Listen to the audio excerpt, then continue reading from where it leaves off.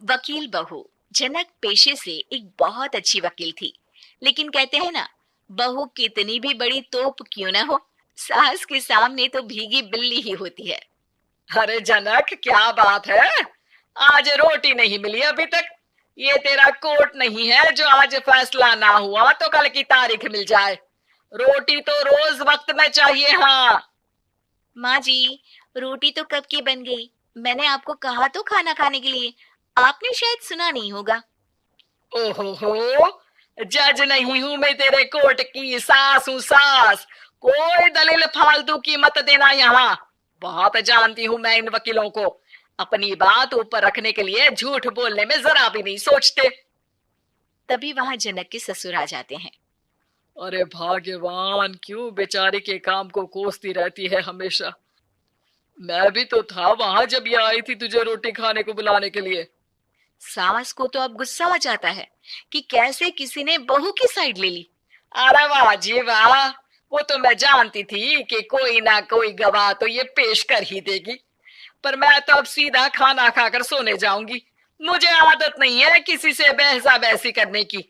पता नहीं कैसे ये वकील इतना दिमाग लगाकर खुद तो झूठ बोलते ही हैं, साथ में झूठे गवाह भी ले आते हैं। जनक को सास के ताने सुनने की अब आदत सी पड़ जाती। एक दिन जनक वकील की ड्रेस पर काला कोट पहनकर कोर्ट के लिए निकल ही रही होती है कि अरे कहाँ चली काला कौवा बनकर? टोक दिया ना। अब कोर्ट तो वकील वाले ड्रेस पहनकर ही जाऊंगी ना। वाह भाई वाह, दामिनी तो मैंने भी देखी है। सन्नी पाजी ने ऐसा ही कोट पहना था और कहा था कि तारीख पर तारीख, तारीख पर तारीख। मतलब कि कोई बात करनी है तो बोलिए, वरना वक्त नहीं है मेरे पास खराब करने के लिए।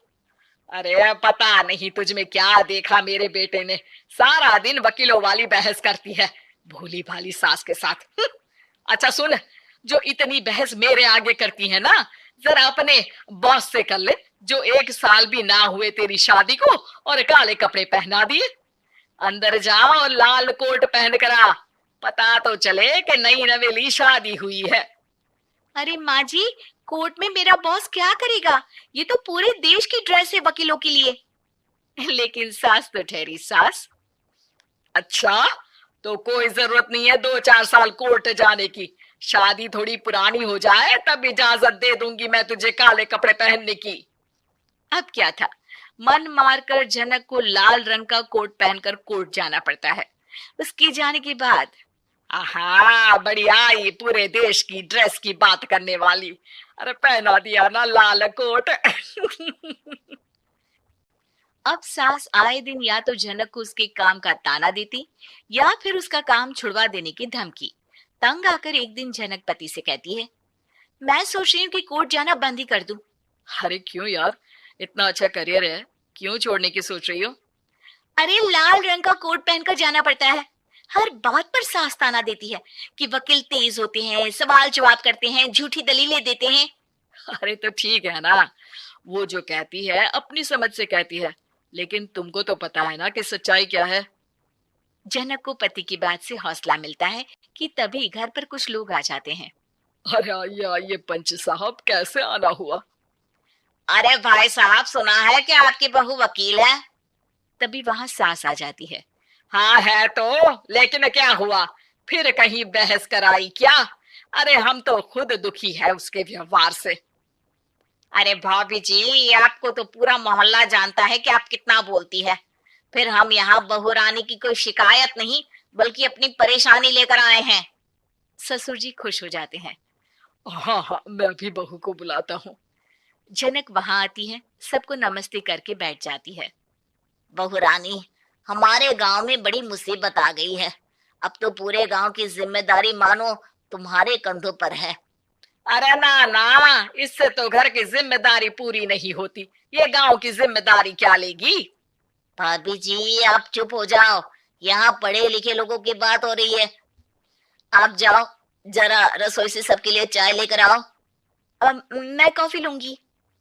हाँ हाँ, वकील साहिबा के लिए कॉफी। सास सर पैर सब पटक कर वहां से निकल जाती है। बहू, गांव में पानी नहीं आ रहा है, पड़ोसी राज्य ने हमारा पानी रोक रखा है। इसका मामला तो बड़े कोर्ट में चलेगा पंच जी, लेकिन ऐसा क्यों? वो राज्य हम लोगों से पानी के पैसे मांग रहा है। अब आधे गांव में पानी की सप्लाई खत्म हो गई है बहुरानी। अच्छा पंच साहब, बात गांव की है तो मैं जरूर केस लड़ूंगी। यहाँ एक बार फिर सास की एंट्री हो जाती है। अरे वाह जी वाह, ये काम करवा लो, आप हमारी बहू से बहुत अच्छा करती है।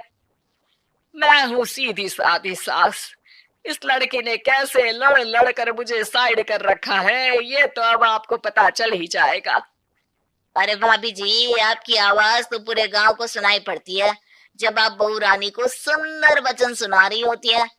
अरे वकील बहू मिली है, फक्र करो फक्र।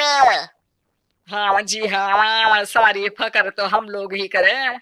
खैर, अब जो केस लड़ेगी और पानी गांव में आ जाता है तो पंच साहब लिख कर देना होगा कि हैंड पाइप में सबसे पहले मेरी बाल्टी और घड़ा भरेगा। अरे फिर तो हम बहू रानी के नाम पर घर पर ही सप्लाई दे देंगे, लेकिन ये इतना आसान नहीं है। बहू, गांव के पास अभी वकील करने की भी पैसे नहीं है तो। अरे पंच साहब, ये मेरे गांव का मामला है, मैं आपसे एक भी पैसा नहीं लूंगी। सास को बहू की बात पर गुस्सा आ जाता है, लेकिन सबके जाने के बाद झनक मन लगाकर गांव की परेशानियों को दूर करने में लग जाती है। और वो दिन भी आता है कि झनक केस जीत जाती है। अरे आज तो प्लम्बर आकर घर तक पाइप लगा गया है। खुश हो जाओ, मेरे कारण तुम लोगों को घर के अंदर ही पानी मिल जाए।